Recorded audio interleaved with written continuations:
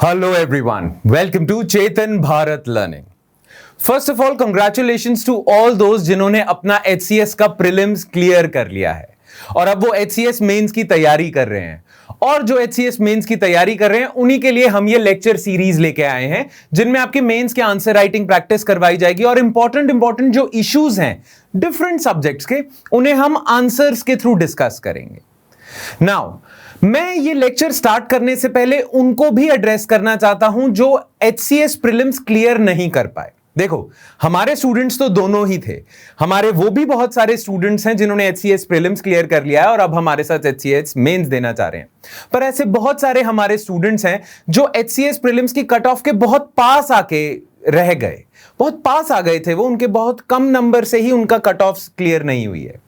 उन लोगों को मैं ये कहना चाहूंगा कि आपने बहुत कम नंबर से HCS को मिस किया है, तो इसका मतलब यह है कि आपको अभी हार बिल्कुल नहीं माननी चाहिए, बिल्कुल भी नहीं माननी चाहिए।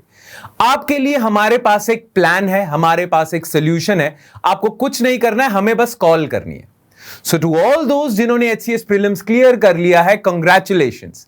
एंड टू ऑल दोज जो नहीं कर पाए, थोड़े से मार्क्स से रह गए, well give us a call. हमारे पास एक सोल्यूशन है, प्लान है आपके लिए। और हार तो बिल्कुल नहीं माननी है आपने, क्योंकि अभी हार गए अगर आप, तो फिर तो कुछ नहीं हो सकता। आपने हथियार ही डाल दिए, हथियार नहीं डालने अभी, ठीक है? हथियार पकड़े रखो and give us a call, we have a plan for you as well. Now वो स्टूडेंट्स जो HCS मेंस की तैयारी कर रहे हैं, आप सारे जानते हो कि डेट आ चुकी है, HCS मेंस कब होना है उस सब की डेट आ चुकी है, राइट?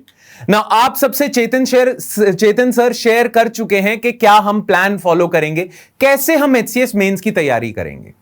नाउ HCS मेंस की जो तैयारी होगी उसमें जो आपका इकोनॉमिक्स वाला पोर्शन होगा उससे रिलेटेड लेक्चर्स मैं आपके साथ लूंगा और मैं हर रोज आपसे टॉपिक स्पेसिफिक क्वेश्चंस डिस्कस करूंगा और वैसे ही क्वेश्चंस डिस्कस करूंगा जो आपके HCS मेंस में आ सकते हैं।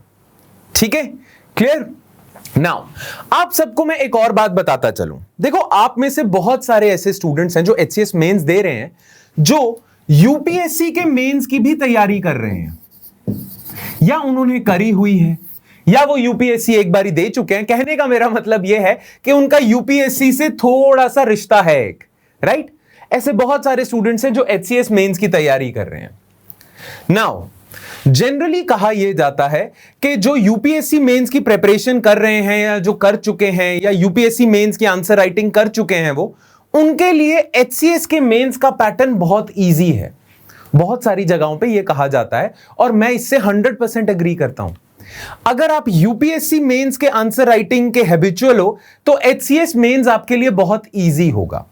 क्यों? क्योंकि HCS मेंस का जो पैटर्न है वो थोड़ा सा इजियर है, ये कहा जाता है, और इससे मैं मानता भी हूं, इससे मैं इत्तेफाक भी रखता हूं। पर कुछ लोगों के लिए थोड़ी डिफिकल्टी भी हो सकती है। वो पता क्या होता है, जो लोग UPSC के स्टाइल ऑफ आंसर राइटिंग लिख रहे हैं, UPSC के क्वेश्चंस अटेम्प्ट करते आए हैं ना, वो अपना उन्होंने एक कंफर्ट जोन तलाश लिया है, राइट? UPSC के 250 वर्ड्स और 150 वर्ड्स के आंसर्स की वो प्रैक्टिस करते जा रहे हैं। उससे उनका ना एक कंफर्ट जोन आ चुका है कि उनको कोई 250 वर्ड्स का या 150 वर्ड्स का क्वेश्चन मिल जाए तो उनके लिए बहुत आसान होगा। बट वो कंफर्ट जोन से थोड़ा बाहर लेके जाएगा HCS मेंस का आपका एग्जाम। क्यों लेके जाएगा? क्योंकि यहां पे क्वेश्चन 40 वर्ड्स के भी होंगे, 100 वर्ड्स के भी होंगे, 200 वर्ड्स के भी होंगे। तो अगर आप कंफर्ट जोन से निकलने में थोड़ी सी डिफिकल्टी महसूस करोगे तो ये आपके लिए मुश्किल है। ठीक है, थोड़ा सा मुश्किल है, वैसे ज्यादा नहीं, थोड़ा सा मुश्किल होगा। जो मुश्किलात बस ना सिर्फ कंफर्ट जोन से निकलने की है। एक कंफर्ट जोन सेट हुआ UPSC में, वो कंफर्ट जोन से निकलने की थोड़ी सी मुश्किल है। बाकी अगर मैं कंपेयर करूं कि क्या बेटर होता है, क्या ज्यादा इजी है, 250 वर्ड्स का आंसर लिखना या 40 वर्ड का आंसर लिखना, तो ऑब्वियसली किसी से भी पूछ लो, 40 वर्ड्स का आंसर लिखना is easier, right? So HCS mains का जो पेपर है, इनका जो एग्जामिनेशन का पैटर्न है, वो वैसे तो इजी है बहुत ज्यादा। अगर हम ऑब्जेक्टिवली एनालाइज करें तो the pattern is easy, the types of questions are easy, ठीक है, वो सब बहुत इजी है। तो आपके लिए तो बहुत आसानी होगी, स्पेशली दोस्त जो UPSC मेंस की कभी जिन्होंने तैयारी की थी। हां, बस थोड़ा सा कंफर्ट जोन से आपको निकलना पड़ेगा। वो जो 250 150 वर्ड्स के आंसर लिखने की आपको आदत पड़ी हुई है, उससे थोड़ा सा बाहर निकलना पड़ेगा।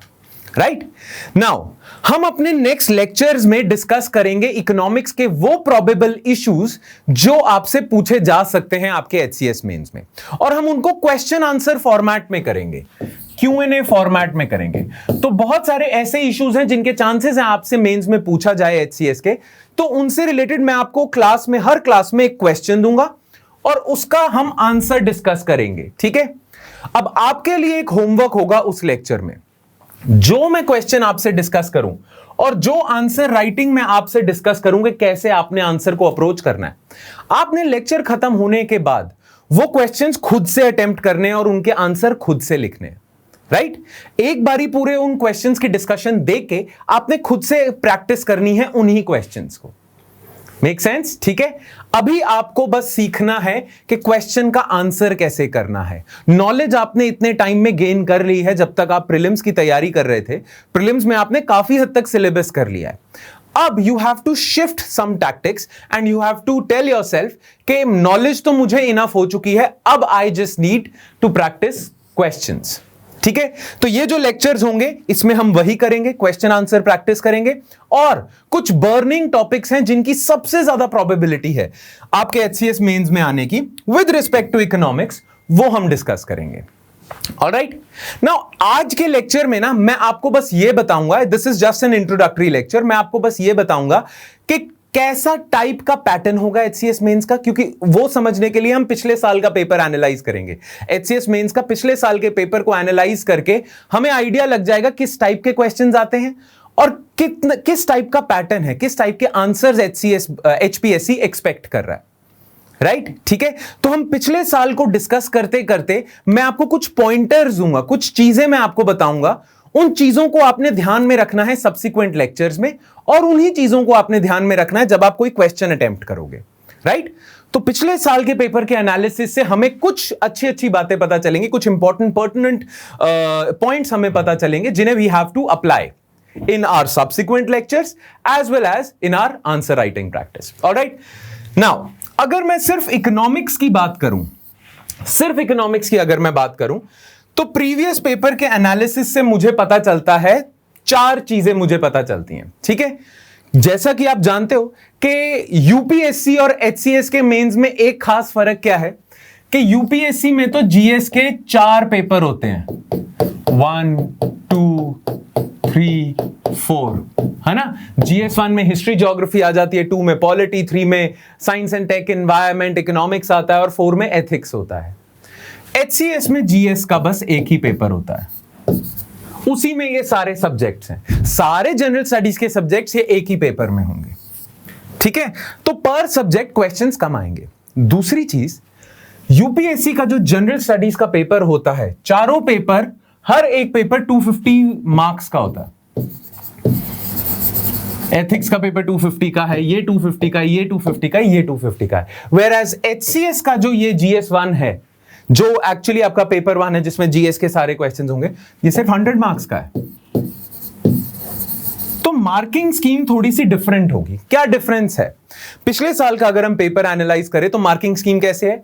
कुछ तो 7 मार्कर क्वेश्चंस हैं जिनके 7 मार्क्स हैं, 7 मार्क्स हैं, और उसमें HPSC is expecting you to write about 200 words. आपसे एक्सपेक्ट किया जा रहा है कि जो आपसे सवाल पूछा जा रहा है उसके आपने 200 वर्ड में उसको आंसर करना है, and you will be analysed on a scale of 1 to 7। ठीक है, फिर कुछ 4 मार्कर क्वेश्चंस हैं जिनके 4 नंबर आपको मिलते हैं, और उसमें HCS का जो मेंस का क्वेश्चन पेपर है उसमें स्पेसिफाई किया होता है या तो 100 वर्ड्स में आपने लिखना है या 150 वर्ड्स में। तो जो 4 मार्कर क्वेश्चंस होते हैं उनकी word limit varies between 100 to 125। फिर कुछ 3 मार्कर क्वेश्चंस भी होते हैं, वो भी 100 वर्ड्स के ही होते हैं। ये थोड़ा परप्लेक्सिंग है, थोड़ा कंफ्यूजिंग है कि 3 मार्कर क्वेश्चन भी 100 वर्ड्स के हैं, 4 मार्कर भी 100 वर्ड्स के हैं, पर वहां पे स्पेसिफाई किया होगा। और कुछ होते हैं 1 मार्कर क्वेश्चंस, 1 मार्क्स के, सिर्फ 1 नंबर का क्वेश्चन है और उसमें they are expecting you to write 40 words. जैसे कि फॉर एग्जांपल ऐसा क्वेश्चन आ जाता है, write briefly on 5 of the 7 options. ठीक है, write briefly on 5 of the 7 options. तो 7 ऑप्शंस में दिया होगा financial inclusion, ease of doing business, ऐसे टॉपिक के नाम लिखे होंगे, उन पे आपको एक शॉर्ट नोट लिखना है बस 40 वर्ड्स का, और 1 मार्क आपको मिल जाएगा, राइट। तो ये जो सिस्टम है ना, ये जो मार्किंग स्कीम है, ये बहुत इजी है। As a matter of fact ये पेपर को इजी भी बना देती है। फॉर एग्जांपल आपसे बोल दिया फाइनेंशियल इंक्लूजन के बारे में कुछ भी लिखो 40 वर्ड्स में, आप कुछ भी लिख देते हो। अब 40 वर्ड्स में आप सारा फाइनेंशियल इंक्लूजन के बारे में सारा कुछ तो कवर नहीं कर सकते, राइट।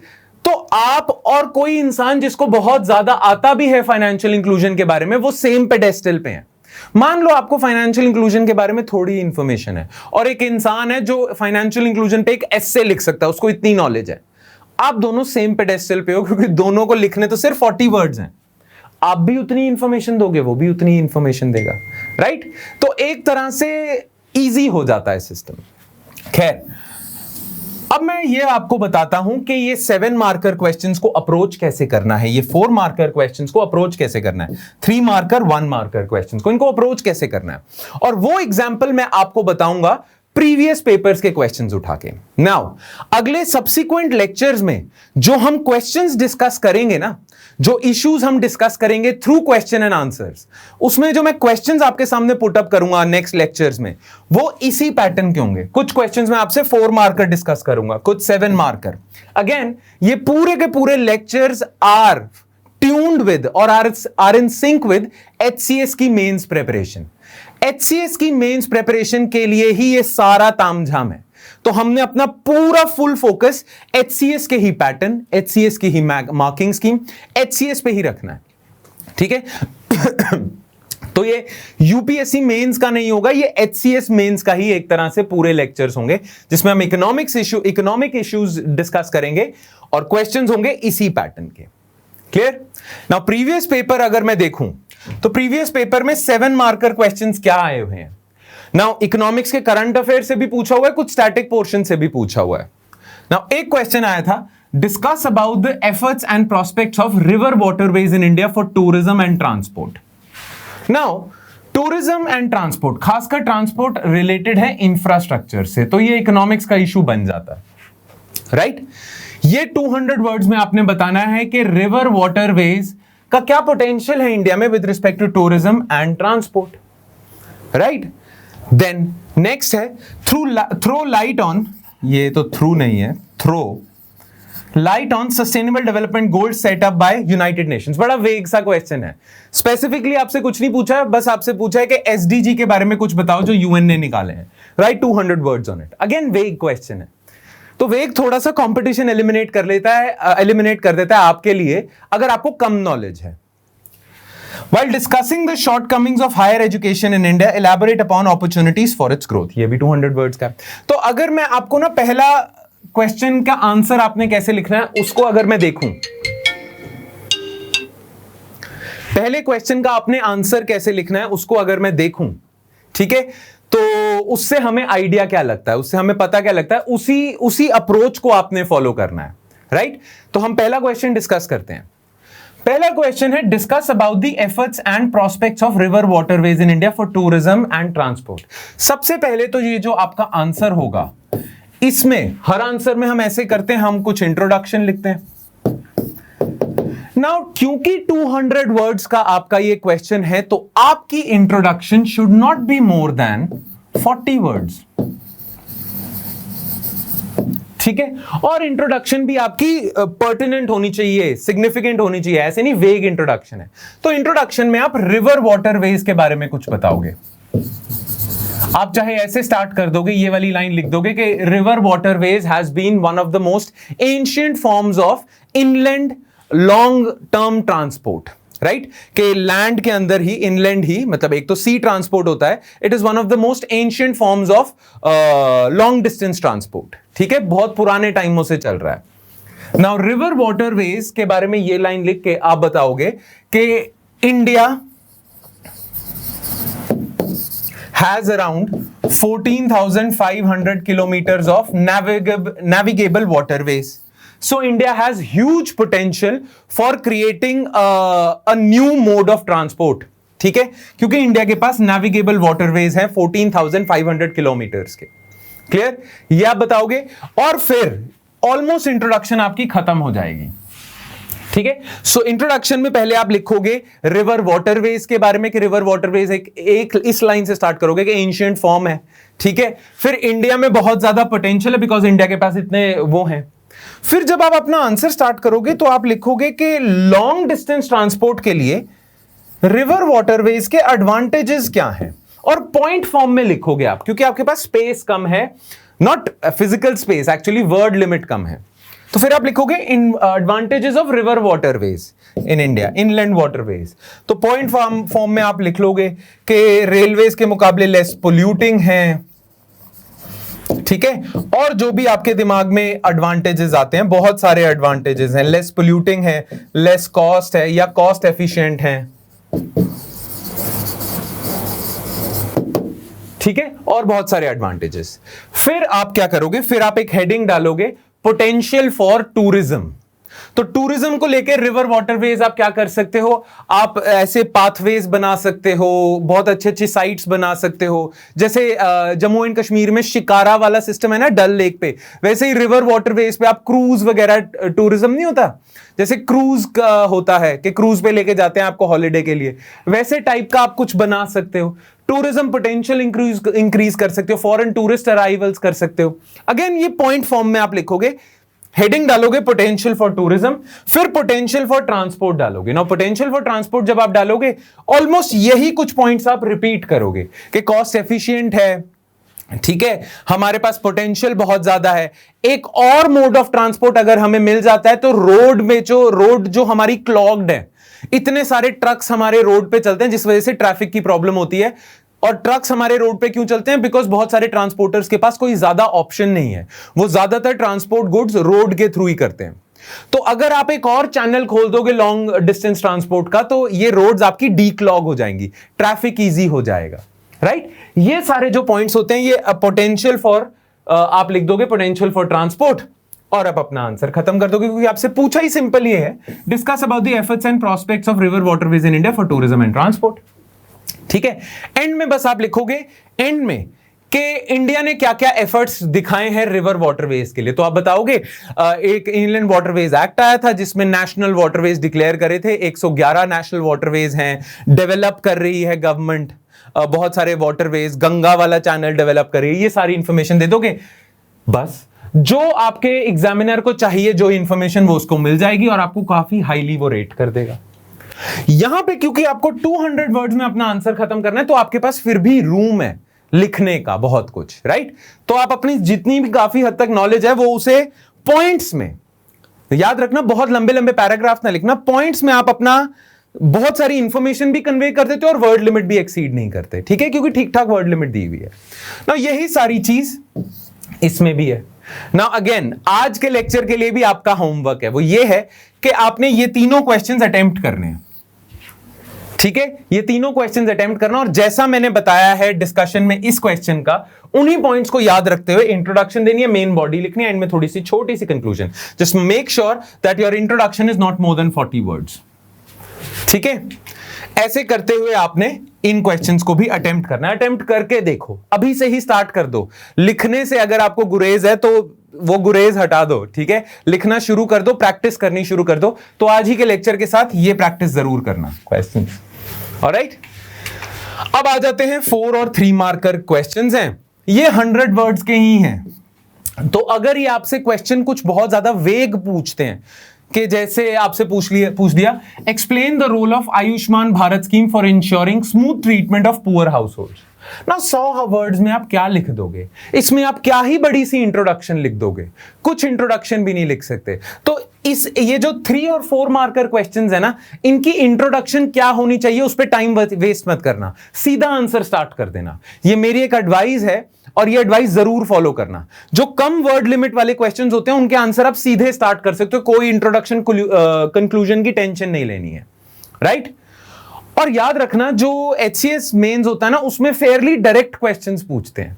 इसमें आपसे डायरेक्टली पूछा है कि आयुष्मान भारत स्कीम में पुअर हाउस होल्ड्स के लिए क्या है, क्या करा हुआ है, रोल क्या है उसका। तो 100 वर्ड्स में ही आप लिखना शुरू कर दोगे आयुष्मान भारत स्कीम में वो कौन से पॉइंट्स हैं ना, ये आपको नॉलेज होनी चाहिए अगर आपने करंट अफेयर्स अच्छे से करे हैं। और क्योंकि मैं वो नॉलेज आपके साथ इसमें नहीं डिस्कस करा क्योंकि ये प्रीवियस पेपर है, तो प्रीवियस करंट अफेयर्स का ये क्वेश्चन है। हमारे सब्सिक्वेंट क्वेश्चंस में या सब्सिक्वेंट लेक्चर्स में मैं प्रॉपर आपको बताऊंगा आंसर, एक तरह से मॉडल आंसर आपके साथ डिस्कस करूंगा और हम नॉलेज पॉइंट्स भी डिस्कस करेंगे। पर इसमें मैं बस आपको पैटर्न एक्सप्लेन कर रहा हूं और बस एक्सप्लेन कर रहा हूं how you should approach these questions. ठीक है, सो इसमें आपसे पूछा है कि आयुष्मान भारत स्कीम में पुअर हाउसहोल्ड्स के क्या रोल है, तो आपने बस यहां से लिखना है role for poor in Ayushman Bharat, या आयुष्मान भारत की 2 लाइन की डेफिनेशन दे देना, बस वो इंट्रोडक्शन हो सकती है कि आयुष्मान भारत स्कीम है क्या, और फिर रोल फॉर पुअर हाउसहोल्ड में पॉइंट्स में टक टक टक टक टक करके आप लिखो कि ये बेनिफिट दिया हुआ है, ये बेनिफिट दिया हुआ है, ये दिया हुआ है, खत्म। 100 वर्ड्स खत्म, आंसर खत्म। बहुत ज्यादा इलैबोरेट इंट्रोडक्शन, बहुत ज्यादा इलैबोरेट कंक्लूजन के चक्कर में बिल्कुल मत पड़ना। 1-2 लाइन लिखना एक्सप्लेन करते हुए आयुष्मान भारत क्या है, बस फिर आंसर शुरू कर दिया। सेम इधर है, discuss the strategy of growing thrust of non conventional energy in India. Now Indian government ने क्या स्ट्रेटेजी अपनाई है नॉन कन्वेंशनल रिन्यूएबल एनर्जी के लिए, राइट? तो आप लिखोगे हल्की सी नॉन कन्वेंशनल एनर्जी की डेफिनेशन के, नॉन कन्वेंशनल एनर्जी क्या है और क्या उसके सोर्सेज हैं, एग्जांपल दे दोगे, जैसे कि फॉर एग्जांपल जियोथर्मल वगैरह वगैरह। और फिर आपने आंसर में लिखना है कि इंडियन गवर्नमेंट ने क्या क्या स्टेप्स लिए हुए हैं। जियोथर्मल के लिए एक प्लांट बन रहा है, जो हमारा नेशनल सोलर मिशन है उसमें ये टारगेट है। ऐसे करते करते आपने 100 वर्ड पूरे करने हैं। डायरेक्ट क्वेश्चन पूछे जाएंगे आपसे, ठीक है? बहुत ज्यादा क्रिटिकली एनालाइज, जो यूपीएससी में नहीं पूछते, क्रिटिकली एनालाइज, कमेंट, ऐसे टाइप के क्वेश्चन नहीं होंगे। डायरेक्ट पूछा होगा, डायरेक्ट आपने आंसर करना है बस। सेम इधर है, how is the level of ease of doing business in India improving in recent years.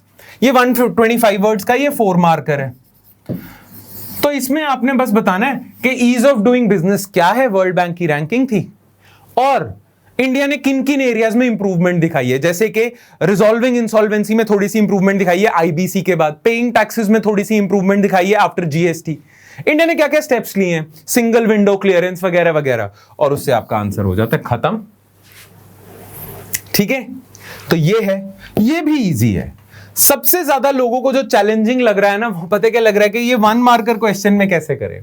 तो 1 मार्कर क्वेश्चन आपसे पता क्या कैसे दिया जाएगा, आपको लिखा होगा right briefly on any of the 4 out of 7 topics, और वो 7 टॉपिक्स पता कैसे लिखे होंगे, housing for all in India, financial inclusion, organic farming, बस वर्ड्स लिखे होंगे। उनमें से 7 अगर आपको ऑप्शंस दी होंगी तो किन्हीं 4 को आपने, चॉइस वाला क्वेश्चन है ना, तो 7 आपको ऑप्शंस दी होंगी, उनमें से किसी 4 को पे आपने 40 वर्ड्स लिखने ना। ये ज्यादा इजी है मेरे हिसाब से, क्योंकि housing for all in India के बारे में आप कुछ भी लिख सकते हो, राइट?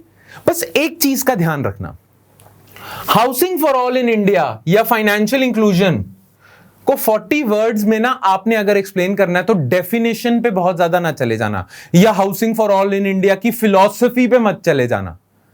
वो अगर आप चले जाओगे आपके नंबर काट लेंगे। वो पता है क्या जानना चाह रहे हैं कि एक्चुअली डेटा पॉइंट्स कितने पता हैं इस इंसान को housing for all in India के बारे में। तो अगर आपको पता है कि कितने परसेंटेज पक्का हाउस कंस्ट्रक्शन हो चुकी है, क्या टारगेट है गवर्नमेंट के, इससे गवर्नमेंट क्या अचीव करना चाह रही है, किस डेट तक गवर्नमेंट ये हाउसिंग फॉर ऑल करना चाह रही है, ठीक है, वो मेंशन करना। जो नॉलेज है ना, ट्रिविया वाली नॉलेज, जो फैक्ट्स हैं वो फैक्ट्स भर देना। 40 वर्ड्स के जो क्वेश्चंस होंगे वो आपका जो उसमें आंसर होगा, उसमें जितने ज्यादा आप फैक्ट्स डाल सकते हो उतने डालना, उसी के ही नंबर है। अगर आप फिलॉसफी पे चले जाओगे, जैसे फाइनेंशियल इंक्लूजन पे मैं 40 वर्ड्स तो यूं खत्म कर दूं, मैं लिखूं कि financial inclusion is very necessary in India as India has a history of excluding poor households from formal banking channels. Formal banking channels is the way to empower the poor. Poor should be empowered और poor should be given a chance to do normal banking activities। ऐसे करते करते कुछ लिख दूं वेग सा, तो मैंने फाइनेंशियल इंक्लूजन पे कुछ लिख भी दिया, पर जो एग्जामिनर ढूंढ रहा था वो भी नहीं कुछ हुआ, उसको भी मिला नहीं कुछ, वो तो 0 नंबर भी दे सकता है। इससे बेहतर क्या होगा, फाइनेंशियल इंक्लूजन के बारे में जो फैक्ट्स है मैं वो लिखूं। जैसे कि financial inclusion is a very important thing for India, government has taken various steps for financial inclusion like Jan Dhan योजना, ठीक है, धक धक धक धक धक ये।